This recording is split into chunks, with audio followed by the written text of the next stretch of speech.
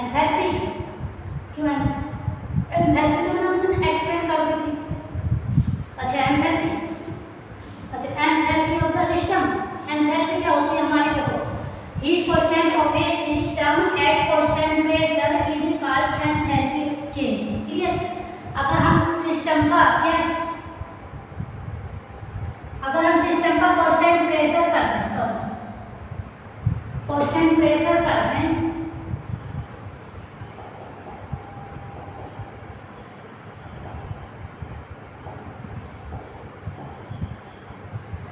अगर हम सिस्टम का प्रेशर कांस्टेंट कर दें, देखो प्रेशर कांस्टेंट कर दें तो हमारा क्या हो जाएगा, एंथैल्पी चेंज हो जाएगा। और it is related with internal energy by the equation, किसकी इंटरनल एनर्जी की इक्वेशन से हम इसे रिलेट कर सकते हैं, जैसे कि H is equal to U plus PV। Clear? ये क्या है, U प्लस PV। और कुछ हमें याद रखने होते हैं, इस वर्ड से याद रख लेना,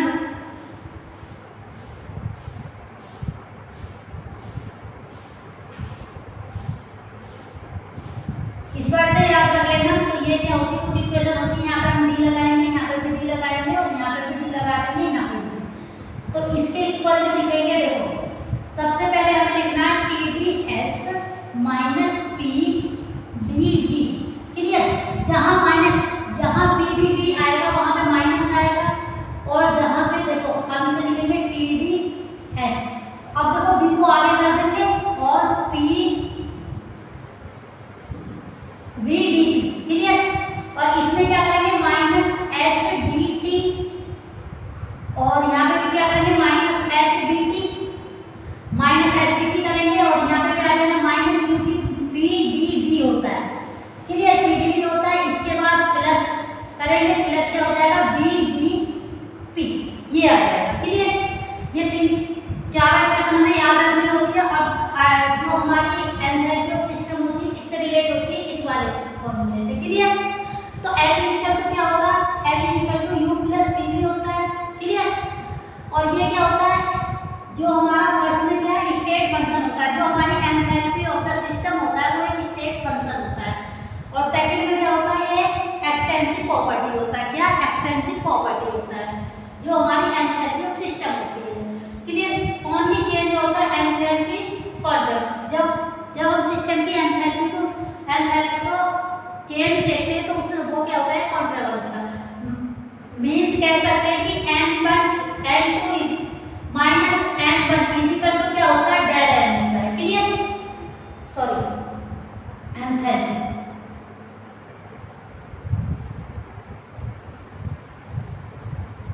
ये क्या होता है, H1 H2 minus H1 is equal to del H होता है। Clear?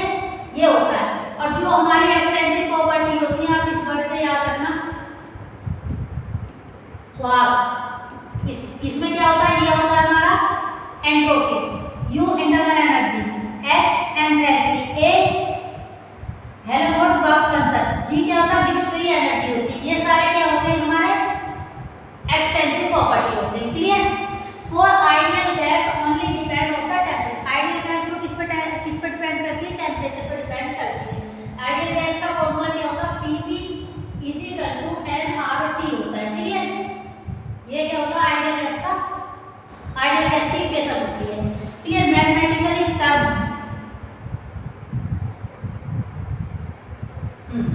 Total energy of the system, ये क्या, total energy of the system क्या होगा, एंथैल्पी।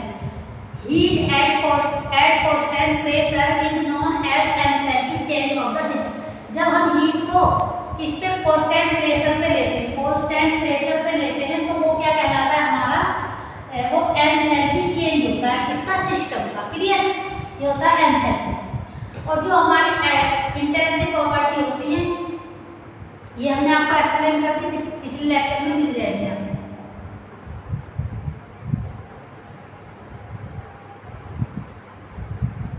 इसके बाद इन्होंने पूछा है dq is equal to del H। हाँ, बता सकते हैं कि dq, इन्होंने बोला था कि जो हमारा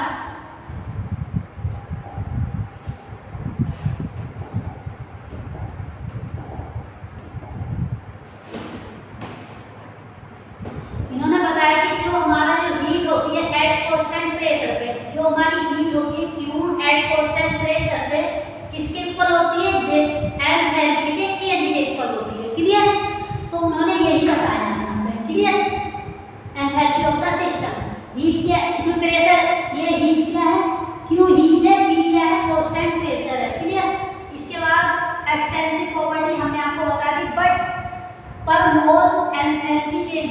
आप देखो जहाँ पे पर मोल आ जाता है, पर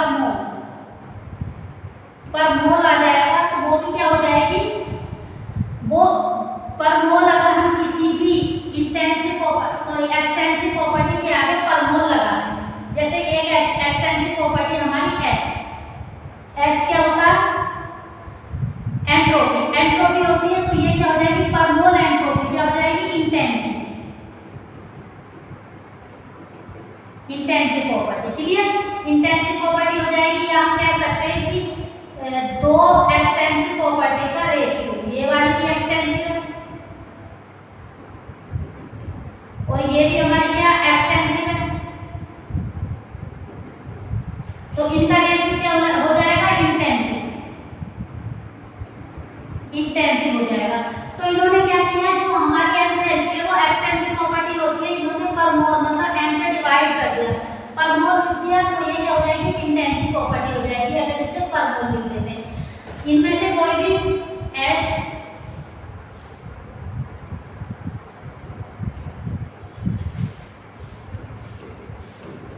इनमें से अगर किसी के भी आगे पर मोल लग जाएगा, मास वॉल्यूम, इनके आगे भी अगर पर मोल लग जाएगा, ये भी क्या हो जाएंगी, सब इंटेंसिव प्रॉपर्टी हो जाएगी अगर इनके आगे हम पर मोल लगा दें। क्लियर, और रेशियो भी क्या होता है इन दोनों का, इंटेंसिव प्रॉपर्टी होती है, एक्सटेंसिव प्रॉपर्टी का रेशियो इंटेंसिव प्रॉपर्टी होती है। और इन्होंने आगे बताया कि ये वाला फॉर्मूला लिया H equal to U plus PV और del H equal to DU plus PdV P। अब इसका क्या करते हैं, यहाँ पे अगर डिफरेंस करें तो देखो फर्स्ट फंक्शन सेकंड फंक्शन से होगा, फर्स्ट फंक्शन सेकंड फंक्शन से, तो अगर हमारा फर्स्ट फंक्शन कांस्टेंट है तो सेकंड का डिफरेंशिएशन करेंगे, ठीक है, P यहाँ पे लिखेंगे P del P first constant तो सेकंड का डिफरेंशिएशन, और इसके बाद क्या आ जाएगा प्लस, और जब हम इसका सेकंड को कांस्टेंट मानेंगे तो बाहर ले लेंगे P को, क्या कर देंगे dP। क्लियर, ये इसका डिफरेंशिएशन हो जाएगा, लेकिन इन्होंने डी आगे ही लिख दिया, कोई नहीं आगे लिख दिया, तो ये किसके इक्वल भी हो सकती है, इज इक्वल टू DU, यहाँ पे लिख देते हैं del H is equal to DU plus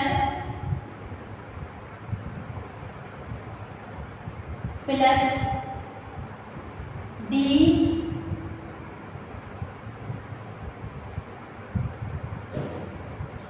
एक को कांस्टेंट मानेंगे तो PdV और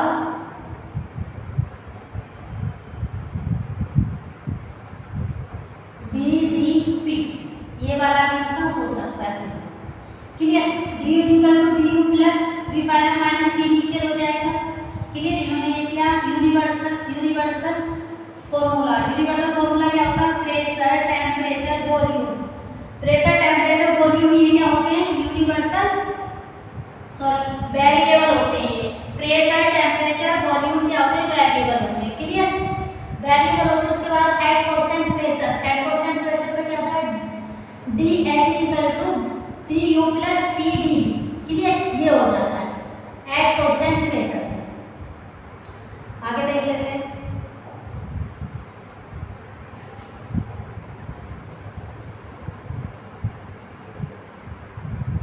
देखो आगे बताया मैंने DH equal to DU plus PdV, तो इन्होंने क्या किया यहाँ पे PV nRT PdV nRT बन जाएगा, no chemical reaction occurs, no phase change during the process. Clear, इसमें क्या करेंगे,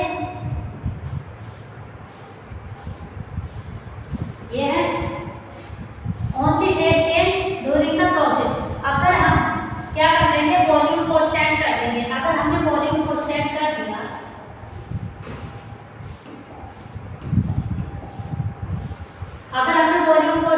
दिया, तो हमारा V final minus V initial equal हो जाएगा, क्योंकि कांस्टेंट है वॉल्यूम, dV 0 हो जाएगा, वॉल्यूम क्या है कांस्टेंट, और du is equal to du क्या हो जाएगा, क्योंकि अगर फर्स्ट लॉ ऑफ थर्मोडायनामिक्स देखें तो क्या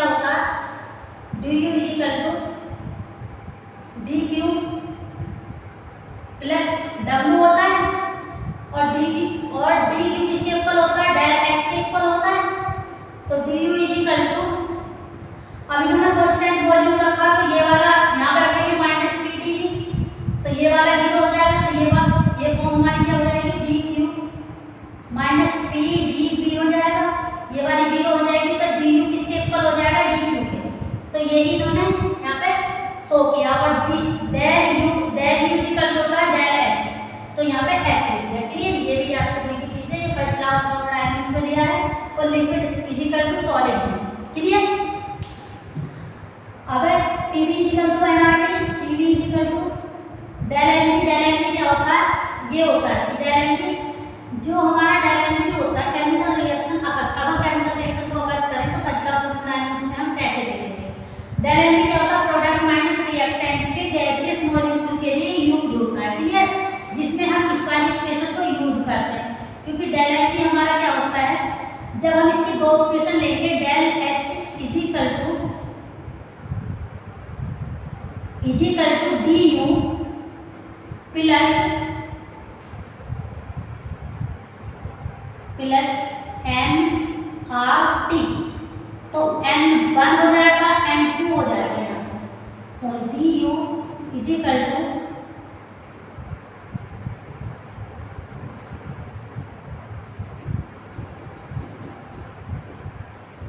प्लस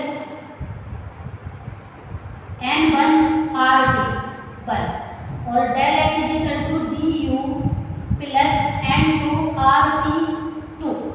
देखो del H is equal to D U del N, और यहाँ पे क्या किया है, T2 is equal to T1 है, और R क्या गैस कांस्टेंट है, तो यहाँ पे T आ जाएगा। क्लियर। और G हमने क्यों लगाया यहाँ पे, क्योंकि G क्या है, ये गैसियस फेस को शो कर रही है। गैसियस मॉलिक्यूल लेंगे इसीलिए हमारा डेल है। तो ये वाला फॉर्मूला हमारे इस टाइप से आता है निकल। क्लियर। तो डेल एन जी के प्रोडक्ट के मोल माइनस रिएक्टेंस के मोल करेंगे तो हमारा डेल एन जी आ जाएगा। जैसे कि इन्होंने इसमें किया है, देखो इनमें क्या है, डेल एन जी निकालनी, ये वाली रिएक्शन दे रखी है। क्लियर। डेल एन जी 0, देखो यहाँ पे 1 है, लास्ट है, बस 2 मिनट का काम है बस। देखो डेल एन जी निकालनी, इसमें ये वाला 1 किया तो ये वाला 1 है। क्लियर। ये वाला 1 ये वाला 1, तो रिएक्टेंट के कितने हो गए, कितने मोल हो गए, 2 हो गए। प्रोडक्ट के देखो ये वाला 2 है, तो प्रोडक्ट के कितने हो गए, 2 हो गए। और जो डेल एन जी होगा वो किसके इक्वल होता है, रिएक्टेंट माइनस प्रोडक्ट होता है del N G. Del N G लेते कौन से, गैसियस मोल से लेते हैं, इसमें गैसियस ही लेते हैं, अदर्स में लेंगे लिक्विड और सॉलिड के लिए हम 0 मानेंगे। तो प्रोडक्ट का क्या, प्रोडक्ट माइनस आरटी, प्रोडक्ट के 2 है, रिएक्टेंट के भी 2 है, तो डेल एन जी कितना 0 आ जाएगा। Del N G 0। इस रिएक्शन में देखो del N G greater than 0, तो इस रिएक्शन में क्या देखेंगे, देखो ये 2 गैस के हैं तो इसे लेंगे, तो ये भी गैस के हैं इसे भी लेंगे, ये भी गैस है। तो देखो प्रोडक्ट के कितने, पी के 2 यहाँ, सॉरी ये रिएक्टेंट के 2, प्रोडक्ट के 2 ये वाले और 1 ये वाले, 3 हो गए। तो डेल एन जी किसके इक्वल होती है, डेल एन जी होती है प्रोडक्ट माइनस रिएक्टेंट, तो ये क्या हो जाएगा 2 माइनस 3, 3 माइनस 2 क्या आ जाएगा, 1 आ जाएगा। 1 में क्या है हमारा पॉजिटिव है, डेल एन जी इसमें पॉजिटिव है। क्लियर।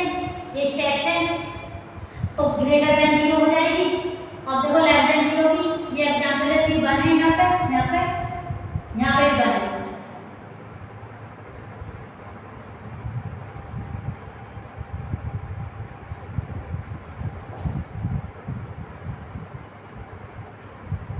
ये रिएक्शन ही कंप्लीट नहीं है, ये कंप्लीट नहीं है, इसमें कुछ प्रॉब्लम है। लेकिन इसमें डेल एन जी निगेटिव आएगा, डेल एन जी। देखो कोई भी रिएक्शन बना लेते हैं यहाँ पे।